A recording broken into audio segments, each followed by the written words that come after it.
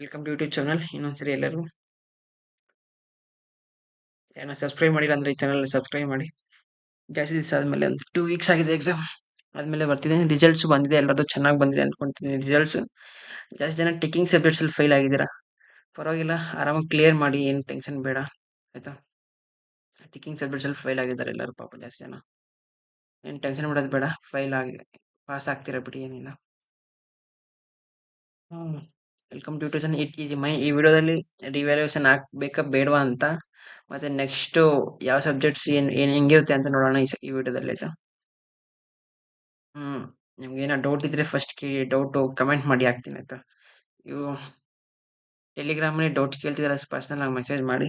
ಮತ್ತೆ ವಾಟ್ಸಪ್ಪಲ್ಲಿ ಕೇಳ್ತಿದ್ದಾರೆ, ಸ್ವಲ್ಪ ಚೆನ್ನಾಗಿ ನಂಬರ್ ಗೊತ್ತಾಗ್ಬಿಟ್ಟಿದೆ. ಸಬ್ಸ್ಕ್ರೈಬ್ ಮಾಡಿ, ಯಾರನ್ನ ಸಬ್ಸ್ಕ್ರೈಬ್ ಮಾಡಿಲ್ಲ ಅಂದರೆ ಇದುವರೆಗೂ. ರಿವ್ಯಾಲ್ಯೂಯೇಷನ್ ಯಾರ್ಯಾರು ಆಗಬೇಕು ಅಂದರೆ ಹೇಳ್ತೀನಿ ನೋಡಿ. ನಿಮ್ದು ಮಾರ್ಕ್ಸ್ ಏನೇನೋ ನಾರ್ಮಲ್ ಸಬ್ಜೆಕ್ಟ್ಸಲ್ಲಿ ಲೈಕ್ ಮ್ಯಾಥಮೆಟಿಕ್ಸ್ ಅಂತ ತಗೊಳ್ಳಿ.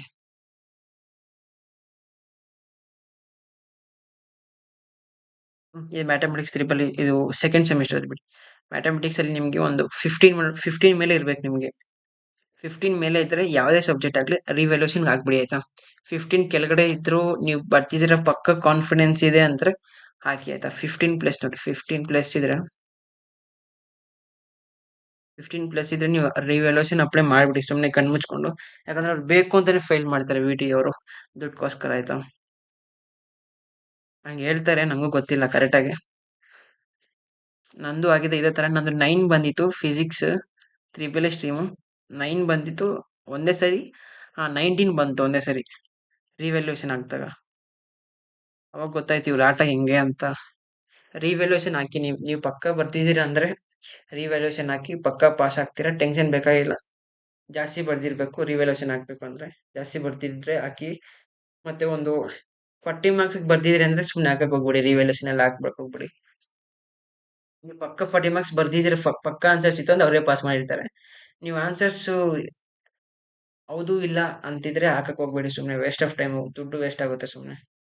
ರಿವ್ಯಾಲ್ಯೂಷನು 650 ಅನಿಸುತ್ತೆ, ಜಾಸ್ತಿ ಆಗುತ್ತೆ ಒಂದೊಂದು ಸಬ್ಜೆಕ್ಟ್ಗೆ.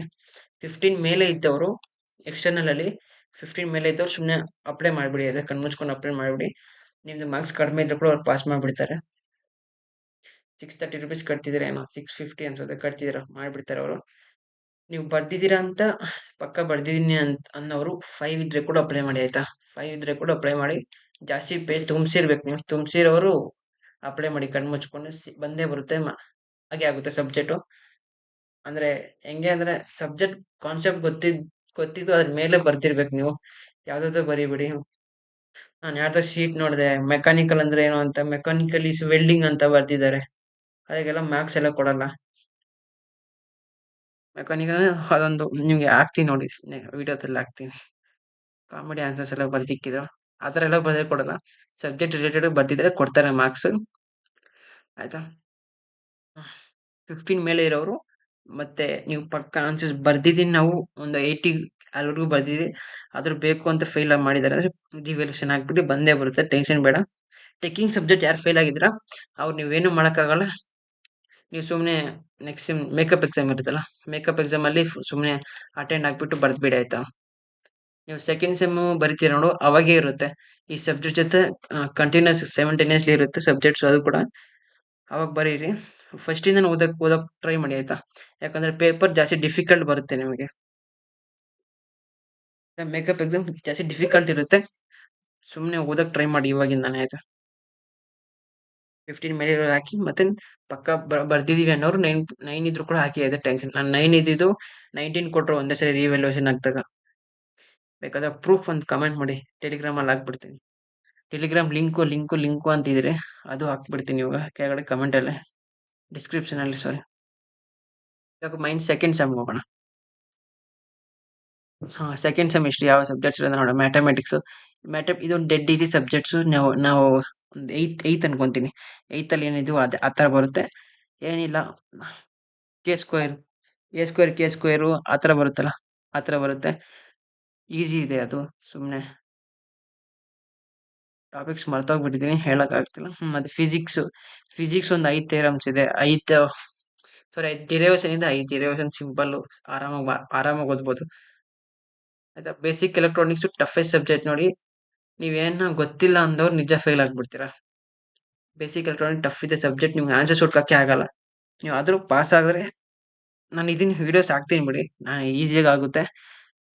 ನಾನು ಯಾವುದು ಫೇಲ್ ಆಗಿರ್ಲಿಲ್ಲ. ಸೆಕೆಂಡ್ ಸೆಮಿಸ್ಟರ್ ಎಲ್ಲ ಈಸಿ ಇತ್ತು. ಟಫ್ ಅಂದ್ರೆ ನೋಡಿ, ಟಫ್ ಬಂದ್ಬಿಟ್ಟು ಇದೊಂದೇ ಇರೋದು ನೋಡಿ. ಬೇಸಿಕ್ ಎಲೆಕ್ಟ್ರಾನಿಕ್ಸ್ ಟಫ್ ಇದೆ, ಮತ್ತೆ ಫಿಸಿಕ್ಸ್ ಮ್ಯಾಥ್ಸ್ ಡೆಡ್ ಈಸಿ ಇರುತ್ತೆ. ಎಲೆಕ್ಟ್ರಾನಿಕ್ಸ್ ಫುಲ್ ಟಫ್ ಇರುತ್ತೆ ನಿಮಗೆ. ಆಯ್ತಾ. ಎಲೆಕ್ಟ್ರಾನಿಕ್ಸ್ ಟಫ್ ಇರುತ್ತೆ. ಮತ್ತೆ ಇಂಗ್ಲಿಷ್ ಬಿಡಿ, ಅದು ಇಂಗ್ಲಿಷ್ ಒಂದು ಸಬ್ಜೆಕ್ಟ್ ಅಲ್ಲ, ಎಕ್ಸಾಮ್ ಓದಿಲ್ಲ ಅಂದ್ರೆ ಬಿಟ್ಬಿಡ್ಬೋದು. ಕನ್ನಡ ಇರುತ್ತೆ. CSE ಸ್ಟ್ರೀಮ್ ಅವ್ರು ಕನ್ನಡ ಎಲ್ಲ ಬರ್ದ್ಬಿಟ್ಟಿರ್ತಾರೆ. ಮತ್ತೆ ಇನ್ನು IDT ಇರುತ್ತೆ. IDT ಅದೊಂದು ಸಬ್ಜೆಕ್ಟ್ ಎಲ್ಲ ಬಿಡಿ, ಅಂದ್ರೆ ಹೆಲ್ತ್ ಬಗ್ಗೆ ಅದ್ರ ಮೇಲೆ ಇರುತ್ತೆ. ಅದು ಈಸಿ ಸಬ್ಜೆಕ್ಟು. ಪೈಥಾನ್ ನೋಡಿ. ಮತ್ತೆ ಪೈಥಾನ್ ಎಷ್ಟು ಟಫ್ ಇರುತ್ತೆ ಅಂದ್ರೆ, ನೀವು ಒಂದ್ಸರಿ ರೆಗ್ಯುಲರ್ ಪಾಸ್ ಮಾಡಕ್ಕಾಗಿಲ್ಲ ಅಂದ್ರೆ ನೀವು ಇನ್ನೊಂದು ವರ್ಷ ಕಾಯಬೇಕಾಗುತ್ತೆ. ಯಾಕಂದ್ರೆ ಮೇಕಪ್ ಎಕ್ಸಾಮ್ ಅಲ್ಲಿ ಎಷ್ಟು ಟಫ್ ಇರುತ್ತೆ ಅಂದ್ರೆ ಪೇಪರ್ JEE ತರ ಅನ್ಕೋಬಿಡಿ, ಅಷ್ಟು ಟಫ್ ಇರುತ್ತೆ ಪೇಪರು. ಒಂದೊಂದು ಅಟೆಂಪ್ಟ್ ಕ್ಲಿಯರ್ ಮಾಡ್ಕೊಳಕ್ ಹೋಗಿ. ಆಯ್ತಾ. ಸುಮ್ಮನೆ ಎರಡೆರಡು ಅಟೆಂಪ್ಟ್ ಹೋಗ್ಬಿಡಿ, ಪೇಪರ್ ನಿಜ ಟಫ್ ಇರುತ್ತೆ. ಪೈಥಾನ್ ಜಾಸ್ತಿ ಕಷ್ಟ ಇರುತ್ತೆ. ಬಂದಿದ್ ಕ್ವಶನ್ ಬರದೇ ಇಲ್ಲ ಯಾವುದು, ಎಲ್ಲ ಟಫ್ ಇರುತ್ತೆ. ರೆಗ್ಯುಲರ್ ಅಲ್ಲಿಗೆ ಬಂದಿದ್ ಕ್ವಶನ್ ಬರಲ್ಲ. ಮೇಕಪ್ ಎಕ್ಸಾಮ್ ಅಲ್ಲಿ ಡಿಫಿಕಲ್ಟ್, ಫುಲ್ ಡಿಫಿಕಲ್ಟ್ ಮೇಲೆ ಡಿಫಿಕಲ್ಟು. ನೀವು ಪೈಥಾನ್ ಮತ್ತೆ ಎಲೆಕ್ಟ್ರಾನಿಕ್ಸ್ ಎರಡು ಪಾಸ್ ಮಾಡಕ್ ನೋಡ್ಕೊಳ್ಳಿ ಸುಮ್ಮನೆ. ಇಂಟ್ರೊಡಕ್ಷನ್ ಆಫ್ ಪೈಥಾನ್ ಪ್ರೋಗ್ರಾಮಿಂಗ್ ಮತ್ತೆ ಬೇಸಿಕ್ ಎಲೆಕ್ಟ್ರಾನಿಕ್ಸ್, ಇವೆರಡು ಫುಲ್ ಟಫ್ ಇರುತ್ತೆ. ಇವೆರಡು ನೀವು ರೆಗ್ಯುಲರ್ ಪಾಸ್ ಮಾಡ್ಕೊಂಡ್ರೆ ಮಾತ್ರ ಆಗುತ್ತೆ, ಇಲ್ಲಾಂದ್ರೆ ಒಂದ್ ವರ್ಷ ಆಗುತ್ತೆ. ಮೇಕಪ್ ಎಕ್ಸಾಮ್ ಅಲ್ಲಿ ಕ್ಲಿಯರ್ ಮಾಡಕ್ ಆಗಲ್ಲ ಈ ಸಬ್ಜೆಕ್ಟ್. ಜಾಸ್ತಿ ಜನ ನೋಡಿದ್ದೀನಿ, ಅವ್ರು 3-4 ವರ್ಷ ಬರೀತಾರೆ, 3-4 ಸರಿ ಬರೀತಾ ಇರ್ತಾರೆ, ಅವ್ರಿಗೆ ಪಾಸ್ ಆಗಲ್ಲ. ಅದು ಅಷ್ಟು ಟಫ್ ಇರುತ್ತೆ ಸಬ್ಜೆಕ್ಟ್ ಅದಕ್ಕೆ. ಆಯ್ತಾ. ಇದಾಯ್ತು. ಮತ್ತೆ ಮೆಕ್ಯಾನಿಕಲ್ ಇದೊಂದು ಸಬ್ಜೆಕ್ಟ್ ಎಲ್ಲ ಬಿಡಿ ಸುಮ್ಮನೆ, ವೇಸ್ಟ್ ಸಬ್ಜೆಕ್ಟ್. ವೇಸ್ಟ್ ಅಂತ ಅಲ್ಲ, ಸಾರಿ, ಡಿಸ್ರೆಸ್ಪೆಕ್ಟ್ ಮಾಡಿಲ್ಲ ಸಬ್ಜೆಕ್ಟ್ಗೆ. ಅಂದ್ರೆ ಈಸಿ ಸಬ್ಜೆಕ್ಟ್ ಇರುತ್ತೆ, ಫುಲ್ ಈಸಿ. ನಾವು 6th-7th ಅಲ್ಲೆಲ್ಲ ಪವರ್ ಪ್ಲಾಂಟ್ ಅಂದ್ರೆ ಏನು, nuclear power plant, wind power plant, ಅವೇ ಇದ್ರಲ್ಲಿ ಇರುತ್ತೆ ಅಷ್ಟೇ. ಫುಲ್ ಡೆಡ್ ಈಸಿ ಇರುತ್ತೆ. 6th-5th ಅಲ್ಲೇ ಓದ್ಬಿಟ್ಟಿರ್ತೀವಿ ನಾವು ಇವೆಲ್ಲ, ಟೆನ್ಷನ್ ಬೇಕಾಗಿಲ್ಲ. ಲಾಸ್ಟ್ ಅಲ್ಲಿ ಕೂಡ ಓದ್ಬೋದು. ಇದ್ರಲ್ಲಿ ಔಟ್ ಆಫ್ ಔಟ್ ತೆಗಿಬೋದು ನೀವು ಆರಾಮಾಗಿ. ಆಯ್ತಾ. ಅಷ್ಟೇ ಈ ಸಬ್ಜೆಕ್ಟ್ ಇರುತ್ತೆ. ಮತ್ತೆ ಎಕ್ಸ್ಟರ್ನಲ್ ಇರುತ್ತೆ.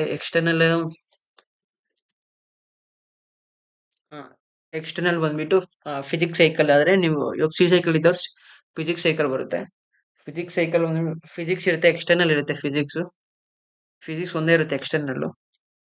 ಸಿ ಸೈಕಲ್ ಇದ್ದವ್ರಿಗೆ ಕೆಮಿಸ್ಟ್ರಿ ಎಕ್ಸ್ಟರ್ನಲ್ ಇರುತ್ತೆ, ಈಸಿ ಇರುತ್ತೆ ಅದ್ರ ಕೂಡ. ಸುಮ್ಮನೆ ಎಕ್ಸ್ಟರ್ನಲ್ ಅಂದ್ರೆ ಯಾರಿರಲ್ಲ, ಅವರೇ ನಮ್ಮ ಕಾಲೇಜರು ಇರ್ತಾರೆ, ಟಫ್ ಏನು ಇರೋದಿಲ್ಲ.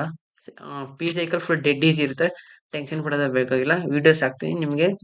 ಸ್ಟಾರ್ಟಿಂಗ್ ಇಂದಾನೆ ವಿಡಿಯೋಸ್ ಬೇಕು, ಇಂಟರ್ನಲ್ಸ್ಗೂ ಬೇಕು ಅಂದ್ರೆ ಕಮೆಂಟ್ ಮಾಡಿ, ಇನ್ಮೇಲೆ ಎಕ್ಸ್ಪ್ಲೈನ್ ಮಾಡ್ತೀನಿ.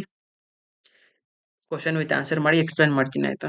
ನಿಮ್ಗೆ ವಿಡಿಯೋಸ್ ಬೇಕು ಅಂದ್ರೆ ಟೆಲಿಗ್ರಾಮ್ ಚಾನಲ್ ಲಿಂಕ್ ಕಡೆ ಹಾಕ್ತೀನಿ, ಸಬ್ಸ್ಕ್ರೈಬ್ ಮಾಡಿ.